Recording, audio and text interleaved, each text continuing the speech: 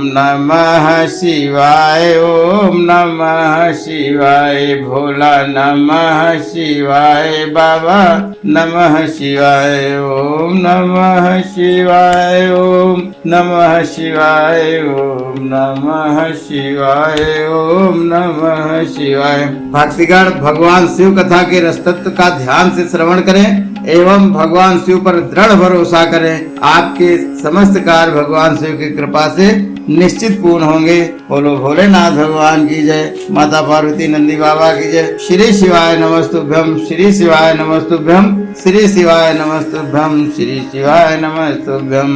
अथ चतुर्थो अध्याय।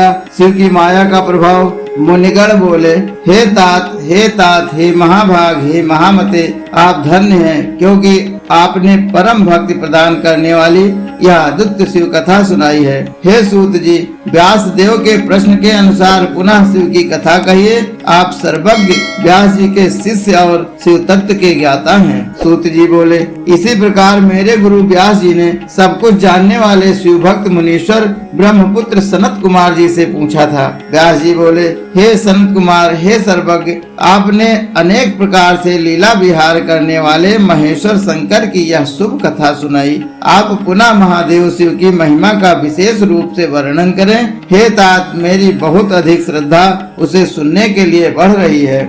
विविध प्रकार से लीला विहार करने वाले सदाशिव की जिस महिमा तथा माया के प्रभाव से ज्ञान रहित होकर लोक में जो लोग विमोहित हुए, उनकी कथा सुनाइए। सनत कुमार बोले, हे व्यास, हे महामते, शंकर की सुखदायिनी कथा को सुनिए, जिनके सुनने मात्र से शिव जी के प्रति भक्ति उत्पन्न हो जाती है। शिव जी ही सर्वेश्वर देवता, सर्वात्मा एवं सभी के दृष्टा हैं। उनकी महिमा से संपूर्ण जगत व्याप्त है। ब्रह्मा, विष्णु तथा रुद्र के रूप में भगवान शिव की ही त्रिलिंगात्मक का परम मूर्ति अभिव्यक्त हो रही है और समस्त प्राणियों की आत्मा के रूप में उन्हीं की निष्कल मूर्ति स्थित है। 8 प्रकार की देव योनियां, 9वीं मनुष्य योनि एवं 5 प्रकार की त्रियग योनियां, इन सबको मिलाकर 14 योनियां होती हैं, जो हो चुके हैं, विद्यमान हैं तथा आगे होने वाले हैं। ये सभी प्राणी पदार्थ शिव से ही उत्पन्न होते हैं, वृद्धि को प्राप्त होते हैं और अंत में शिव में ही विलीन हो जाते हैं। बोलो भोलेनाथ भगवान की जय, माता पार्वती नंदी बाबा की जय। श्री शिवाय नमस्तुभ्यम, श्री शिवाय नमस्तुभ्यम, श्री शिवाय नमस्तुभ्यम। ब्रह्मा, इंद्र, विष्णु, चंद्र देवता, दानव, नाग, गंधर्व, मनुष्य तथा अन्य सभी प्राणियों के बंधु, मित्र, आचार्य, रक्षक, नेता, धनदाता, गुरु, भाई, पिता, माता एवं वांछित फलों को देने वाले कल्प वृक्ष स्वरूप शिव जी ही माने गए हैं। शिव सर्वमय हैं, वे ही मनुष्यों के लिए जानने योग्य हैं तथा पर से भी परे हैं, जिनका वर्णन नहीं किया जा सकता और जो पर तथा अनपर हैं। उनकी माया परम दिव्य तथा सर्वत्र व्याप्त रहने वाली है। और हे मुनि, देवता, असुर एवं मनुष्यों सहित संपूर्ण जगत उसी के अधीन है। शिव जी की माया ने मन से उत्पन्न होने वाले अपने प्रबल सहयोगी काम के द्वारा विष्णु आदि सभी प्रबल वीर देवताओं को भी अपने अधीन कर लिया है। हे मुनीश्वर, शिव की माया के प्रभाव से विष्णु भी काम से मोहित हो गए।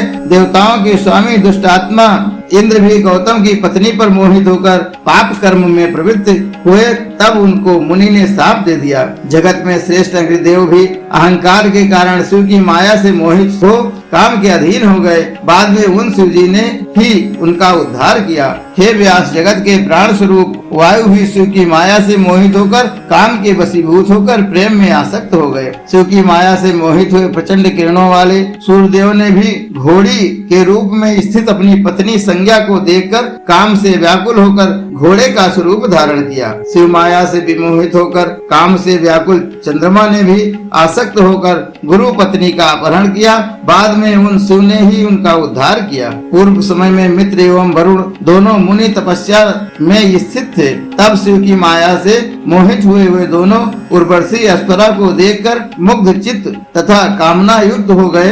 तब मित्र ने अपना तेज घड़े में और वरुण ने जल में छोड़ दिया। तत्पश्चात उस कुंभ से बड़वग्नि के समान कांति वाले अगस्त्य उत्पन्न हुए और वरुण के तेज से जल से वशिष्ठ का जन्म हुआ। पूर्व काल में ब्रह्मा के पुत्र दक्ष भी शिव माया से मोहित हो गए और भाइयों के साथ हुए अपनी भगनी से संपर्क की कामना वाले हो गए। शिव माया से मोहित होकर ब्रह्मा भी अनेक बार स्त्री संग की कामना वाले हो गए। महायोगी च्यवन भी शिव की माया से मोहित हो गए और उन्होंने कामासक्त हो अपनी पत्नी सुकन्या के साथ विहार किया। पूर्व काल में महर्षि कश्यप ने शिव माया से मोहित होकर काम के अधीन हो मोह पूर्वक राजा धनवा से उनकी कन्या की याचना की। शिव की माया से मोहित हुए गरुड़ ने भी सांडली नामक कन्या को ग्रहण करने की इच्छा की।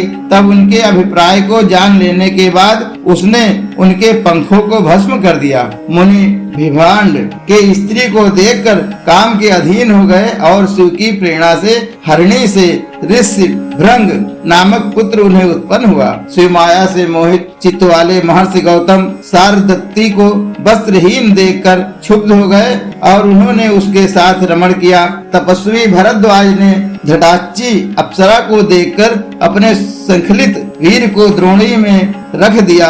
तब उस कलश में शस्त्रधारियों में श्रेष्ठ द्रोणाचार्य उत्पन्न हुए। शिव की माया से मोहित होकर महायोगी पराशर ने भी निषाद राज की कुमारी कन्या मत्स्योदरी के साथ विहार किया। हे व्यास, विश्वामित्र भी शिव माया से मोहित हो गए और उन्होंने काम के वशीभूत हो वन में मेनका के साथ रमण किया।